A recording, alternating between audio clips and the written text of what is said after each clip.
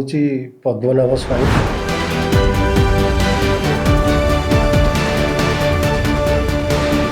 ଆଜିକାଲିର ଚଳଣି ଆଜିକାଲିର ଆଧୁନିକତାକୁ ଟିକେ ପସନ୍ଦ କରେ ନା। ତାର ମାନସିକ କଥା, ତାର ପରିବର୍ତ୍ତନ କି ହେଉଛି କି ନାହିଁ, କି ଭଲ ମନ୍ଦ, ପାରମ୍ପରିକ ନୀତି ସଂସ୍କାରକୁ ଜାବୁଡ଼ି ଧରିକିରି ଜୀବନ କେତେ ବାଟ ଯିବ, ଏଇସବୁ କଥାକୁ ନେଇକରି ସିନେମାଟିଏ ମୁରବି, ଯାହା ପ୍ରତି ଘରରେ କେହି ନା କେହି ଜଣେ ଏଇଭଳି ବାହାରିବେ। ପଦ୍ମନାଭ ପ୍ରଡକ୍ସନ୍ ସଂସ୍ଥା ନୂଆ, କିନ୍ତୁ ଅଭିଜ୍ଞତା ବହୁତ ହେଇଗଲା।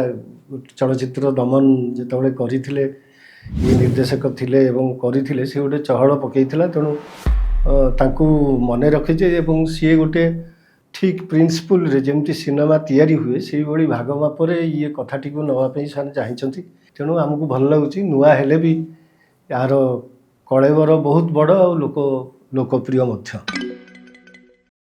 ଲୋକ ଯେହେତୁ ରିଲେଟ୍ କରେଇବେ ଏ କାହାଣୀ ସହିତ ତାଙ୍କ ପରିବାରରେ ଘଟୁଥିବା କିଛି କଥା, ତେଣୁ ମୋତେ ଲାଗୁଛି ଯେ ଏ କାହାଣୀ ସମସ୍ତଙ୍କର ଘରର କଥା ଏବଂ ସମସ୍ତେ ମନେ ମନେ ଭାବିବେ, ମର୍ମେ ଅନୁଭବ କରିବେ।